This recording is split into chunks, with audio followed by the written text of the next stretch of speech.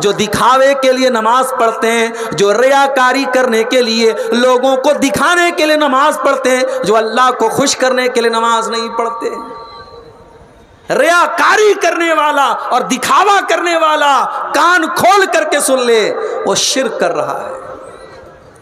اللہ کے نبی فرماتے ہیں، مسند احمد کی روایت ہے، اللہ کے پیارے نبی صلی اللہ علیہ وسلم فرماتے ہیں، ان اخوف ما اخاف علیکم الشرک الاصغر، اے لوگو مجھے سب سے زیادہ اگر کسی بات کا ڈر ہے تو شرک اصغر کا ڈر ہے، چھوٹے والے شرک کا ڈر ہے۔ صحابہ نے کہا اے اللہ کے نبی چھوٹا والا شرک کیا ہے؟ آپ نے فرمایا الریا، ریاکاری کرنا، دکھاوا کرنا، اور دکھاوے کے لیے نماز پڑھنا اور دکھاوے کے لیے عبادت کرنا، یہ چھوٹا والا شرک ہے۔ اس کے بعد اللہ کے نبی فرماتے ہیں، جو ریاکاری کرے گا، جو دکھاوا کرے گا، قیامت کے دن اللہ اس سے فرمائے گا اذهبوا الى الذين كنتم تراؤون في الدنيا، اے ریاکاری کرنے والے، اے دکھاوا کرنے والے، تو جا اور دنیا میں تو جس کو دکھانے کے لیے نماز پڑھتا تھا، روزہ رکھتا تھا، زکوٰۃ دیتا تھا، حج کرتا تھا، عمرہ کرتا تھا، تو جا کر کے اس سے اپنی نیکی کا ثواب لے لے، میں آج تیری نیکی کا تجھے کوئی ثواب نہیں دوں گا۔ دکھاوا مت کیجئے میرے بھائی۔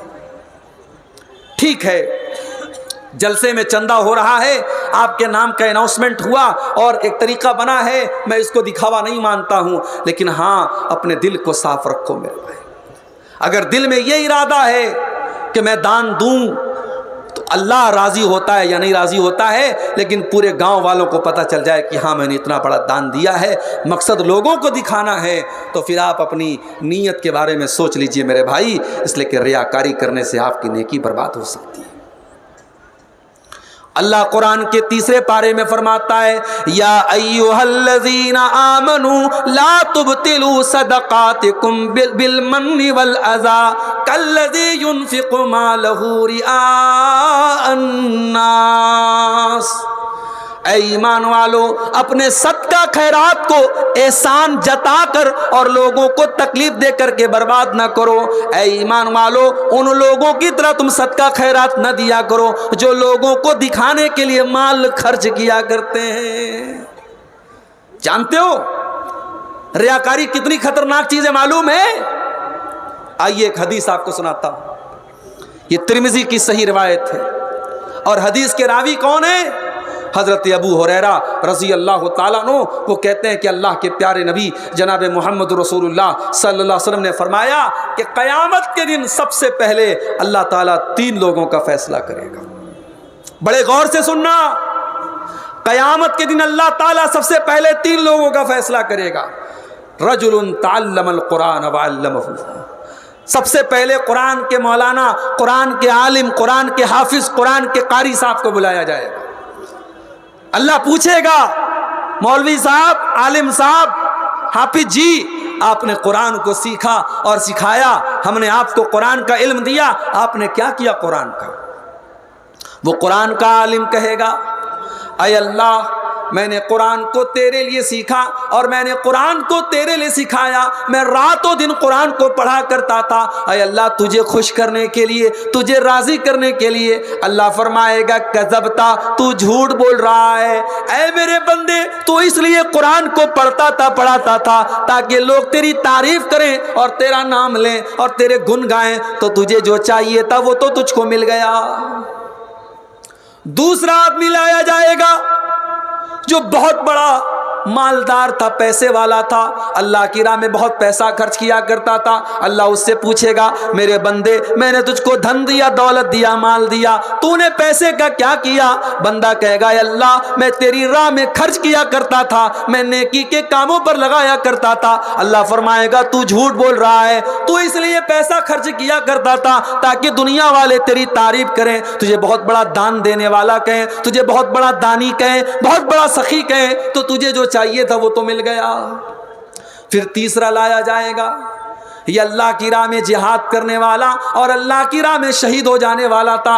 اللہ فرمائے گا میرے بندے میں نے تجھ کو طاقتور بنایا، تجھ کو لڑنے والا بنایا، تجھ کو باڈی بلڈر بنایا، تیرے جسم کو طاقت دی، تو نے کیا کیا؟ بندہ کہے گا اے اللہ قاتلت فیک حتی استشہدت، اے اللہ میں تیرے راستے میں لڑتے لڑتے شہید ہو گیا۔ اللہ فرمائے گا تو جھوٹ بول رہا ہے، تو اس لیے لڑتا تھا، تو اس لیے جنگ میں جاتا تھا تاکہ تجھے میڈل ملے، تیری تعریف ہو، تیرا نام لیا جائے، لوگ تیری تعریف کریں تو تجھے جو چاہیے تھا مل جائے گا۔ اس کے بعد حضرت ابو ہریرہ کہتے ہیں اللہ کے نبی نے میرے گھٹنوں پر اپنے دونوں ہاتھوں سے مار کر کے فرمایا اولئک الذین تسعر بہم النار یوم القیامہ، اے ابو ہریرہ قیامت کے دن سب سے پہلے جہنم کی آگ میں انہی 3 لوگوں کو ڈالا جائے گا۔ اتنی خطرناک چیز ہے ریاکاری۔ ریاکاری سے اپنے آپ کو بچاؤ میرے بھائی۔ یہ فیس بک کا دور ہے، یہ یوٹیوب کا دور ہے۔ ہمارے پڑوسی ملک میں ایک مولانا صاحب کے بیٹے کا انتقال ہو گیا، مولانا صاحب اپنے بیٹے کا جنازہ لے کے جا رہے ہیں تو کیمرے سے جنازے کی ریکارڈنگ ہو رہی ہے، ہر اینگل سے ریکارڈ کیا جا رہا ہے۔ مولانا صاحب اپنے بچے کی فیکٹری پر گئے، اس کی کرسی کو دیکھ کر کے رو رہے ہیں، اس کے گھر کو دیکھ کر کے رو رہے ہیں، اور چاروں طرف سے کیمرے سے ریکارڈنگ ہو رہی ہے، اور یہ ریکارڈنگ خود مولانا صاحب کے اپنے پروفیشنل کیمرے سے ہو رہی ہے، ان کے اپنے آفیشیل یوٹیوب چینل پر اپلوڈ ہو رہی ہے۔ یہ آج ہمارے علماء، اپنے آپ کو علماء کہنے والوں کا یہ حال ہو چکا ہے، ان کی زندگی کے پرسنل میٹرز بھی آج ان کے یوٹیوب چینل پر اپلوڈ ہو رہے ہیں۔ یہ دور ہے میرے بھائیوں دکھاوا کا، یہ دور ہے ریاکاری کا، یہ دور ہے پبلسٹی کا۔ اس دور میں اگر کرنا ہے تو اپنی نیکیوں کی حفاظت کرو، جو ٹوٹی پھوٹی نیکیاں ہم نے کی ہیں، اگر چاہتے ہیں کہ وہ سیف ہوں، وہ سرکشت ہوں، وہ اللہ تعالیٰ کے قیامت کے دن اللہ کے ہاں ہمارے نام اعمال میں ان کو تولا جائے اور ان کو شمار کیا جائے، تو اپنے آپ کو ریاکاری سے بچا لو میرے بھائی، اپنے آپ کو دکھاوا سے بچا لو۔ اور آگے بڑھیے، ایک اور چیز جو ہماری نیکیوں کو برباد کر دینے والی ہے، بدعت کرنا۔ ابھی آپ نے سنا ہوگا رجب کی 27 تاریخ کو شب معراج منائی جاتی ہے۔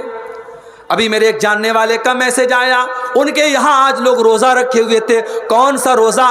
بولے ہزاری روزہ، ایک روزہ کا ثواب 1000 روزے کے برابر ملتا ہے۔ یاد رکھو میرے بھائی، معراج کا واقعہ سچا واقعہ ہے، مگر معراج کب ہوئی، کس سال ہوئی، کس مہینے میں ہوئی، اس کا کوئی اوتھینٹک پروف نہیں ہے۔ اس لیے 27 رجب کو معراج کی رات منانا اور اس دن روزہ رکھنا اور رات میں نماز پڑھنا یہ بالکل بھی صحیح نہیں ہے، بدعت ہے یہ۔ اپنے من سے، اپنی مرضی سے، اپنی اچھا سے کوئی کام نیکی سمجھ کر کے اس کو بنایا جائے اور کیا جائے، اسی کو بدعت کہا جاتا ہے۔ اور اللہ کے نبی اپنے ہر خطبے میں کیا کہتے تھے؟ وَكُلُّ بِدْعَةٍ ضَلَالَةٍ وَكُلُّ ضَلَالَةٍ فِي النَّارِ، ہر بدعت گمراہی ہے اور ہر گمراہی جہنم میں لے کر کے جانے والی ہے۔ اللہ کے پیارے نبی صلی اللہ علیہ وسلم یہ بھی فرماتے ہیں من احدث فی امرنا ھذا ما لیس منہ فہو رد، جو ہمارے دین کے اندر نیا کام نکالے گا اس کا وہ کام مردود ہے، اس کے اس کام پر اس کو کوئی ثواب ملنے والا نہیں ہے۔ بدعت کرنے والا، جانتے ہو جو بدعت کرتا ہے بڑا خطرناک آدمی ہوتا ہے۔ شرابی شراب پی رہا ہے، اس کو سمجھاؤ گے ہو سکتا ہے وہ مان جائے۔ زانی زنا کر رہا ہے، سمجھاؤ گے ہو سکتا ہے مان جائے۔ حرام کھانے والا حرام کھا رہا ہے، اس کو نصیحت کرو ہو سکتا ہے مان جائے۔ مگر جو بدعت کر رہا ہے وہ تو دین سمجھ کر کے کر رہا ہے، وہ تو ثواب سمجھ کے کر رہا ہے، وہ تو عبادت سمجھ کے کر رہا ہے۔ اس لیے بدعتی کا توبہ کرنا بہت مشکل ہوتا ہے، بڑی خطرناک چیز ہے بدعت۔ اور اسی لیے قیامت کے دن جب اللہ کے پیارے نبی صلی اللہ علیہ وسلم جب حوض کوثر کا پانی اپنے امت کے لوگوں کو پلائیں گے تو بخاری اور مسلم کی روایت ہے کہ کچھ ایسے بھی لوگ آئیں گے اللہ کے نبی ان کو حوض کوثر کا پانی پلانے کی کوشش کریں گے۔ جب اللہ کے نبی ان کو حوض کوثر کا پانی پلانے لگیں گے تو فرشتے روک دیں گے اور فرشتے کہیں گے اے اللہ کے نبی آپ ان کو یہ حوض کوثر کا پانی نہیں پلا سکتے. اللہ کے نبی فرمائیں گے یہ تو میری امت کے لوگ ہیں, یہ تو میرا کلمہ پڑھنے والے لوگ ہیں, یہ تو میرے ماننے والے لوگ ہیں. تو صحابہ کیا, تو فرشتے کیا کہیں گے؟ فرشتے کہیں گے اے اللہ کے نبی انک لا تدری ما احدثوا بعدک, اے اللہ کے نبی آپ نہیں جانتے انہوں نے آپ کے بعد آپ کے دین میں کون کون سے نئے نئے کام نکالے ہیں, آپ کے دین کو بگاڑ کے رکھ دیا ہے, آپ کے دین کا تماشا بنا کے رکھ دیا ہے. ہر مہینے کی کوئی نئی بدعت. ابھی رجب کا مہینہ چل رہا ہے, شب معراج, پھر اگلے مہینے میں شب برات, پھر رمضان میں آخری جمعہ کو الوداع کا جمعہ, پھر شوال کے مہینے میں کوئی اور بدعت, پھر اس کے بعد سفر کا مہینہ آتا ہے, اس کو کہتے تیزی کا مہینہ ہے, اس میں جو پیدا ہوتا ہے وہ بڑا تیز ہوتا ہے. ہر مہینے کی کوئی نئی بدعت ہے. میرے پیارے ساتھیوں, بدعتوں سے اپنے آپ کو بچاؤ. بدعت بڑی خطرناک چیز ہے, ہماری اور آپ کی نیکیوں کو برباد کر دے. اور آگے بڑھیے, نیکیوں کو برباد کر دینے والی ایک اور چیز ہے نماز کے معاملے میں لاپرواہی کرنا. جی ہاں, جو نماز کے معاملے میں لاپرواہی کرے گا, جو نماز کی پابندی نہیں کرے گا, کل قیامت کے دن اس کی اور بھی نیکیاں برباد ہو جائیں گی. اللہ کے نبی صلی اللہ علیہ وسلم فرماتے ہیں, ترمذی کی روایت ہے, ان اول ما یحاسب بہ العبد یوم القیامت صلاۃہ, قیامت کے دن پہلا حساب نماز کے بارے میں ہوگا. فإن صلحت فقد افلح وانجح, اگر نماز صحیح ہے تو انسان کامیاب ہو جائے گا. وَإِن فَسَدَتْ, اور اگر نماز کا معاملہ گڑبڑ ہے, فَقَدْ خَابَ وَخَسِرَ, تو انسان ناکام ہو جائے گا, نامراد ہو جائے گا. ہمارے بہت سارے نوجوان بھائی پوچھتے ہیں, شیخ صاحب گندی عادت میں پڑ گیا ہوں, رات میں انٹرنیٹ پر گندی مووی دیکھ کر کے اپنے ہاتھوں سے زنا کرتا ہوں اور یہ گندی عادت چھوٹ نہیں رہی, کوئی طریقہ بتا دیجئے. کوئی نوجوان پوچھتا ہے شیخ صاحب بڑی بے حیائی کا دور ہے, میں کالج میں پڑھتا ہوں, لڑکیاں بے پردہ گھومتی ہیں, لڑکیوں کے فتنے میں میں مبتلا ہو سکتا ہوں, مجھے کوئی طریقہ بتا دیجیے. اور میں تم کو طریقہ بتاتا ہوں, اور یہ طریقہ قرآن کا طریقہ ہے, یہ نسخہ قرآن کا بتایا وہ نسخہ ہے. اللہ قرآن میں فرماتا ہے سورہ مریم کے اندر, فَخَلَفَ مِن بَعْدِهِمْ خَلْفٌ أَضَاعُوا الصَّلَاةَ وَاتَّبَعُوا الشَّهَوَاتِ فَسَوْفَ يَلْقَوْنَ غَيًّا, جو لوگ نماز کے معاملے میں لاپرواہی کریں گے وہ لوگ خواہشات کے پیروکار ہو جائیں گے. وہ کبھی عورت کے فتنے میں پڑ جائیں گے, کبھی انٹرنیٹ کے فتنے میں پڑ جائیں گے, کبھی زنا کے فتنے میں پڑ جائیں گے. جو نماز کے معاملے میں لاپرواہی کرے گا وہ خواہشات کا پیروکار ہو جائے گا. اس کا اپوزٹ مطلب یہ نکلا کہ جو نماز کی پابندی کرے گا وہ ان فتنوں سے بچا رہے گا. میرے نوجوان ساتھیوں, اگر عورت کے فتنے سے بچنا چاہتے ہو, اگر انٹرنیٹ کے فتنے سے بچنا چاہتے ہو, اگر ہاتھوں کے زنا سے بچنا چاہتے ہو, نماز کی پابندی کرو, نماز کی پابندی کرو, انشاءاللہ بہت ساری بری عادتیں آپ کی چھوٹ جائیں گی. اسی لیے اللہ قرآن کے 21ویں پارے کے شروع میں کہتا ہے اقیم الصلاۃ, اے نبی نماز قائم کیجئے, ان الصلاۃ تنہی عن الفحشاء والمنکر, بے شک یہ نماز آپ کو بے حیائی سے اور برائی سے روکے گی. تو نماز کی پابندی نہ کرنے سے بھی انسان کی نیکیاں قیامت کے دن زیرو ہو سکتی ہے. اور آگے بڑھیے, شراب پینے والا, شراب پینے والا شراب پی کر کے اپنی نیکیوں کو خطرے میں ڈال رہا ہے. کیوں؟ اس لیے کہ اللہ کے نبی فرماتے ہیں من شرب الخمر, جو شراب پیتا ہے, لا يقبل اللہ صلاتہ 40 لیلۃ, اس کی 40 دن تک کی نماز اللہ قبول نہیں کرتا ہے.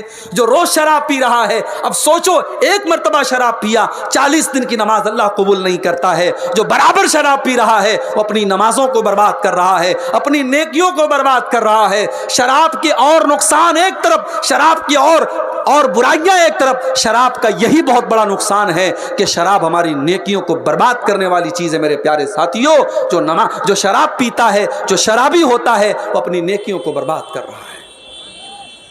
اور آگے بڑھیے, ایک اور چیز ہے جو ہماری نیکیوں کو برباد کر دینے والی ہے، اور وہ چیز ہے اللہ کے دین کا مذاق اڑانا۔ کبھی کبھی فیس بک کے اوپر ایسے جوک آتے ہیں جس میں جنت کا مذاق اڑایا جاتا ہے، ایسے بھی جوک آتے ہیں جس میں جہنم کا مذاق اڑایا جاتا ہے۔ ایک ویڈیو آپ نے دیکھا ہوگا، لوگ جھوٹ موٹ کی دعا کر رہے ہیں، پیچھے آمین بول رہے ہیں، دعا کا لوگ مذاق اڑا رہے ہیں۔ خبردار، دین کا مذاق مت اڑانا، دین کا مذاق مت اڑانا، اللہ کا مذاق مت اڑانا، نماز کا مذاق مت اڑانا، دعا کا مذاق مت اڑانا۔ دین کا مذاق اڑانے سے انسان کافر ہو سکتا ہے اور اس کی ساری نیکیاں برباد ہو جاتی ہیں۔ اللہ نے فرمایا سورہ توبہ کے اندر، قل اباللہ وآیاتہ ورسولہ کنتم تستہزئون، اے نبی ان سے کہہ دیجئے کیا تم اللہ کا مذاق اڑاتے ہو، کیا تم رسول کا مذاق اڑاتے ہو، کیا تم اللہ کی آیتوں کا مذاق اڑاتے ہو؟ لا تعتذروا، خبردار تم کوئی بہانہ نہ بیان کرنا، کوئی بہانہ نہ کرنا، قد کفرتم بعد ایمانکم، جب تم نے اللہ کا مذاق اڑایا، جب تم نے رسول کا مذاق اڑایا تو تم تو کافر ہو گئے۔ دین کا مذاق اڑانے والا کافر ہو جاتا ہے اور کافر کی ساری نیکیاں برباد ہو جاتی ہیں۔ اور ایک چیز اور نوٹ کر لو، اگر کسی کو دین پسند نہیں ہے، نماز پہ تقریر ہو رہی ہے، جلسہ سن کے گیا، گھر جا کے کہہ رہے یار عبدالغفار صاحب کو تو خالی نماز نظر آتی ہے، جمعہ کے خطبے میں جا کے سنا نماز پر تقریر ہو رہی ہے، گھر آیا بڑے غصے میں بولا یار چھوڑو نماز وماز کی بات، آج کے دور میں دیکھو مسلمان کتنے پریشان ہیں، اس پر کوئی بات نہیں کر رہا ہے، لوگ نماز نماز نماز لگائے ہیں، چھوڑو ہٹاؤ نماز۔ اگر کوئی اس طریقے سے بات کرتا ہے، اپنے ایمان کی خیر منائے، اپنے دین کی خیر منائے۔ نماز کو ناپسند کرنے والا اور دین کو ناپسند کرنے والا، اس کی بھی کوئی نیکی اللہ قبول نہیں فرمائے گا۔ ذالک بانہم کرہوا ما انزل اللہ فاحبط اعمالہم، اللہ قرآن میں فرماتا ہے جو ہماری شریعت کو ناپسند کرتے ہیں، جن کو ہمارا دین پسند نہیں ہے، ان کی ساری نیکیوں کو ہم برباد کر ڈالیں گے، ان کی ساری نیکیاں برباد ہو جائیں گی۔ اسی طریقے سے میرے بھائیوں، ایک اور چیز ہے جو ہماری نیکیوں کو برباد کرتی ہے، اور وہ ہے حقوق العباد کے معاملے میں لاپرواہی کرنا۔ نماز آپ بالکل پابندی سے پڑھ رہے ہیں، رمضان کا پورا روزہ آپ نے رکھا ہے، زکوٰۃ ہر سال آپ نکال رہے ہیں، مسجدوں میں برابر چندہ دے رہے ہیں، مدرسوں میں برابر چندہ دے رہے ہیں، حج بھی آپ نے کر لیا ہے، عمرہ بھی آپ نے کر لیا ہے، مگر بھائی کا حق مار کے بیٹھے ہیں، بہن کا حق مار کے بیٹھے ہیں، ایک بیٹے کو زمین جائیداد میں حق دے دیا، ایک بیٹے کو نہیں دیا۔ حقوق العباد کے معاملے میں اگر آپ نے لاپرواہی کی ہے تو یہ نماز، یہ روزہ، یہ زکوٰۃ، یہ حج، یہ سب برباد ہو سکتا ہے میرے پیارے ساتھیوں۔ بڑی مشہور حدیث ہے، اللہ کے پیارے نبی اپنے صحابہ سے پوچھتے ہیں، اے میرے صحابہ یہ بتاؤ کہ مفلس کون ہے، غریب کون ہے؟ صحابہ نے کہا اللہ کے نبی غریب وہ ہے جس کے پاس پیسہ نہ ہو، مال نہ ہو۔ آپ نے فرمایا میری امت میں سب سے غریب آدمی وہ ہوگا جو نماز لے کر کے آئے گا، جو روزہ لے کر کے آئے گا، جو زکوٰۃ لے کر کے آئے گا، جو حج لے کر کے آئے گا۔ وَيَأْتِي قَدْ شَتَمَ هَذَا وَضَرَبَ هَذَا وَقَذَفَ هَذَا وَأَكَلَ مَالَ هَذَا، لیکن کسی کا مال کھایا ہوگا، کسی پر جھوٹا الزام لگایا ہوگا، کسی پر بہتان لگایا ہوگا، کسی کو برا بھلا کہا ہوگا۔ اللہ کے نبی فرماتے ہیں ان سب لوگوں کو اس کی نیکیاں دے دی جائیں گی۔ کوئی نماز لے کے چلا گیا، کوئی روزہ لے کے چلا گیا، کوئی زکوٰۃ لے کے چلا گیا، کوئی عمرہ لے کے چلا گیا، ایک ایک کر کے اس کی نیکیاں ختم ہو جائیں گی۔ جب نیکیاں ختم ہو جائیں گی اور پھر بھی کچھ لوگ ایسے باقی بچیں گے جن کا حق اس نے مارا ہے، تو اللہ کے نبی فرماتے ہیں ان کے گناہ اس کے اوپر لاد دیے جائیں گے، ثم طرح فی النار، اور پھر اس کو جہنم کے اندر پھینک دیا جائے گا۔ دنیا میں نیکیوں کا پہاڑ لے کے آیا تھا، لیکن ایک غلطی کی تھی اس نے، حقوق العباد کے معاملے میں لاپرواہی کی تھی، اس کی ساری نیکیاں برباد ہو جائیں گی۔ میرے بھائیوں حقوق العباد کے معاملے میں بہت احتیاط کرو۔ آج کیا کرتے ہیں ہم؟ آج ایک بھائی دوسرے بھائی کی زمین پر ناجائز قبضہ کر کے بیٹھا ہے، ایک بھائی دوسرے بھائی کی زمین کو ہتھیا کے بیٹھا ہے، عدالتوں میں کیس چل رہا ہے اور بھائی کو پتا ہے کہ زمین میری نہیں ہے، جائیداد میری نہیں ہے، پھر بھی کیس لڑ رہا ہے، اس کے پاس پیسہ ہے، اس کے پاس پاور ہے، وہ ججوں اور وکیلوں کے ذریعے اپنے پچ میں فیصلہ کرا سکتا ہے۔ کان کھول کر کے سن لو، جو زمین آپ کی نہیں ہے، جو جائیداد آپ کی نہیں ہے، اور جھوٹے طریقے سے آپ اپنے بھائی کی زمین پر قبضہ کر رہے ہیں، اللہ کے پیارے نبی کیا فرماتے ہیں؟ بخاری اور مسلم کے الفاظ ہیں، اللہ کے پیارے نبی صلی اللہ علیہ وسلم فرماتے ہیں، او لوگو میں ایک انسان ہوں، مجھ سے غلطی بھی ہو سکتی ہے اور میں صحیح فیصلہ بھی کرتا ہوں۔ او لوگو جب دو لوگ میرے پاس کوئی کیس لے کر کے آتے ہیں اور ایک آدمی کی بات مجھے اچھی لگتی ہے اور میں اس کے حق میں فیصلہ دے دیتا ہوں جبکہ فیصلہ صحیح نہیں تھا اور وہ زمین کسی دوسرے کی تھی، وہ جائیداد کسی دوسرے کی تھی، تو اللہ کے نبی کیا فرماتے ہیں؟ فَإِنَّمَا أَقْطَعُ لَهُ قِطَعَةً مِّنَ النَّارِ، جو زمین میں غلط جس کا حق نہیں ہے اس کو دے رہا ہوں، اس کو میں زمین نہیں دے رہا ہوں، اس کو میں جہنم کی آگ کا ٹکڑا دے رہا ہوں۔ میرے بھائیوں، اگر آپ نے ناجائز طریقے سے اپنے بھائی کی، اپنے پڑوسی کی زمین ہتھیا بھی لی اور مکان بنا لیا اور بلڈنگ بنا لیا، اس پر آپ نے جہنم کی آگ کا کے اوپر آپ نے بلڈنگ تیار کی ہے، نبی اکرم فرماتے ہیں وہ جہنم کی آگ میں اس کو دے رہا ہوں۔ اس کو جانتے ہیں آپ؟ یہ جو ہمارے ایک پنجے کا جو ناپ ہوتا ہے، ہمارے یہاں بنارس میں اس کو بتا بولتے ہیں، بتا اردو میں بالشت بولتے ہیں، آپ کے بنگلہ میں بھی شاید بتا ہی بولتے ہوں گے۔ ایک بتا، ایک ہاتھ اگر کسی نے کسی کی زمین ہتھیا لی، اللہ کے نبی فرماتے ہیں طُوِّقَ مِن سَبْعِ أَرْضِينَ يَوْمَ الْقِيَامَةِ، قیامت کے دن 7 زمینوں کا طوق، 7 زمینیں اس کے گلے میں ڈال دی جائیں گی، اتنا بڑا عذاب اس کو دیا جائے گا جس نے ایک پنجے اور ایک ہاتھ کی ہتھیلی کے برابر جس نے کسی کی زمین ہڑپی ہوگی، اس کا یہ معاملہ ہوگا میرے بھائی۔ اور آگے بڑھیے، نیکیوں کو برباد کر دینے والی ایک اور چیز ہے اکیلے میں اور تنہائی میں کیے جانے والے گناہ۔ آپ گھر میں رات کے 12 بجے اور آپ اپنے بیڈ روم میں بیڈ پر بستر پر لیٹے ہوئے ہیں اور آپ کے موبائل پر انٹرنیٹ کا پیک لگا ہوا ہے اور آپ کے انگلی کے ایک ٹچ کے اوپر گندگی کی چیزیں آپ کے سامنے آ سکتی ہیں۔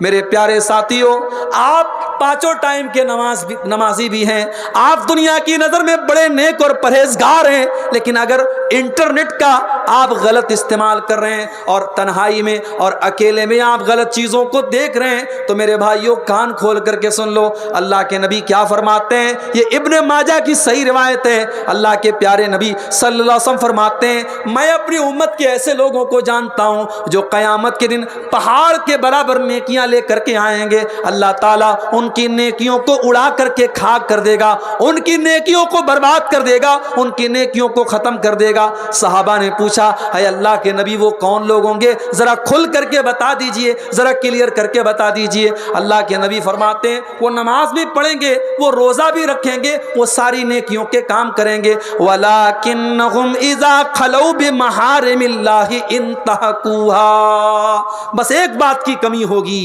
جب وہ تنہائی میں ہوں گے، جب وہ اکیلے میں ہوں گے، وہ ناجائز کام کریں گے، وہ غلط کام کریں گے، وہ اللہ کو ناراض کرنے والے کام کریں گے۔ میرے بھائیوں، اپنی تنہائی کو بچا کے رکھو۔ اور یہ انٹرنیٹ کا دور ہے، یہ موبائل کا دور ہے، اور میں بڑے کھلے لفظوں میں بولتا ہوں کہ اللہ تعالیٰ نے اس موبائل کے ذریعے آج ہمیں بہت بڑے امتحان میں ڈالا ہے۔ میری بہنیں جو سن رہی ہیں ان سے بھی کہنا چاہتا ہوں یہ بڑی دودھاری تلوار ہے یہ موبائل، اس سے بڑے اچھے کام بھی ہوتے ہیں، بڑے برے کام بھی ہوتے ہیں۔ آج کتنے زنا کے راستے اسی موبائل کے ذریعے طے ہوتے ہیں، کتنے حرام تعلقات اور حرام رشتے اسی موبائل کے ذریعے بنتے ہیں۔ میرے بھائیوں، اس موبائل کو اپنی نیکیوں کو برباد کرنے کا ذریعہ مت بناؤ، اس موبائل کو اپنی نیکیوں کو نشٹ کرنے کا ذریعہ مت بناؤ۔ کہیں ایسا نہ ہو کہ یہ چھوٹا سا موبائل آپ کے روزے کو برباد کر دے، آپ کی نماز کو برباد کر دے، آپ کی زکوٰۃ کو برباد کر دے، آپ کے دان خیرات کو برباد کر دے۔ اس کو اپنی نیکیوں کی بربادی کا ذریعہ مت بناؤ میرے بھائیوں۔ یہ ایک پرچہ آیا ہے، سوال آیا ہے، کیا لڑکیاں تقریر کر سکتی ہیں جلسے میں؟ اگر لڑکیاں چھوٹی ہیں، 8-10 سال تک کی لڑکیاں ہیں، ابھی نابالغ ہیں، تو ٹھیک ہے وہ تقریر کر سکتی ہیں، لیکن بڑی بڑی لڑکیاں ہیں جو بنات کے اداروں میں پڑھ رہی ہیں اور وہ ماشاءاللہ پورے نقاب میں آ رہی ہیں اور پبلک کے سامنے تقریر کر رہی ہیں، اس کو ہم ناجائز یا حرام تو نہیں کہتے، لیکن یہ بہتر نہیں ہے، یہ مناسب نہیں ہے۔ عورت کو اس طریقے سے پبلک پلیٹ فارم پر دعوت و تبلیغ کرنے کا حکم نہیں دیا گیا، عورت کو اپنے دائرے میں عورتوں کے درمیان تبلیغ کرنے کا حکم دیا گیا ہے۔ اسی لیے آج کل بہت ساری عورتیں آپ دیکھیے یوٹیوب پر، فیس بک پر فتویٰ دے رہی ہیں، اور اتنے غلط سلط فتوے کی اللہ کی پناہ، اور ایسے ایسے مسائل بیان کر رہی ہیں جو ہمارے بڑے بڑے علماء بیان نہیں کرتے، مارے شرم کے جن کو عام طور سے بیان نہیں کیا جاتا، وہ مزے لے لے کے بیان کر رہی ہیں۔ صاحب، مردوں اور عورتوں کے جو پرائیویٹ مسائل ہیں، میاں بیوی کے جو پرائیویٹ مسائل ہیں، یہ عالمہ لوگ بڑی بڑی برقع پہن کر کے آ رہی ہیں اور نقاب میں چہرہ چھپا ہوا ہے، اور صاحب وہ مسئلہ بیان کر رہی ہیں، تو یہ بالکل بھی مناسب نہیں ہے۔ اور آج کل ایک نیا ٹرینڈ چلا ہے، اسلامک اسکول ہے صاحب، اسلامک اسکول ہے، اسلام پڑھایا جاتا ہے وہاں، اور اینول فنکشن ہوتا ہے، سالانہ پروگرام ہوتا ہے، تو ایکشن کے نام پہ لڑکیاں ناچ رہی ہیں۔ اس کو ڈانس نہیں کہتے، اس کو ایکشن کہتے ہیں۔ اب کوئی نظم پڑھی جا رہی ہے، 5 لڑکیاں ایکشن کر رہی ہیں، ناچ رہی ہیں۔ معاف کرنا میرے بھائی، ڈانس کا نام ایکشن رکھ دینے سے وہ حلال نہیں ہو جائے گا۔ جو چیز غلط ہے وہ غلط ہی رہے گی، اور بڑے افسوس کی بات اب بڑے بڑے اچھے اسلامک اسکولوں میں یہ کام ہو رہا ہے۔ میرے بھائیوں، ایک چیز اور ہے کہ لڑکی بھاگ کر شادی کرتی ہے، پھر بعد میں والدین قبول کرتے ہیں۔ ظاہر ہے لڑکی اگر بھاگ کر کے شادی کر رہی ہے تو 2 کنڈیشن ہو سکتی ہے۔ اگر وہ کسی مسلمان ہی سے کر رہی ہے تو اب وہ والدین کے سامنے اگر پہلے پرستاو آیا تھا، اور مان لیجئے لڑکی نے والدین سے کہا تھا میں فلاں لڑکے سے شادی کرنا چاہتی ہوں، اور لڑکا صحیح تھا، لڑکا دیندار تھا، تو میں والدین سے کہنا چاہوں گا کہ کہیں آپ ضد سے کام نہ لیں۔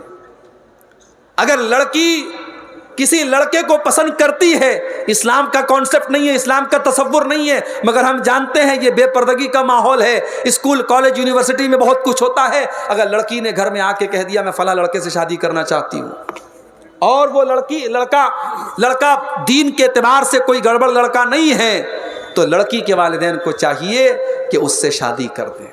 اور اگر واقعی میں لڑکا گڑبڑ ہے، لڑکا دیندار نہیں ہے، تو لڑکی کو سمجھائیں، اور پھر لڑکی کو چاہیے کہ ماں باپ کے فیصلے کے آگے سر جھکا دے۔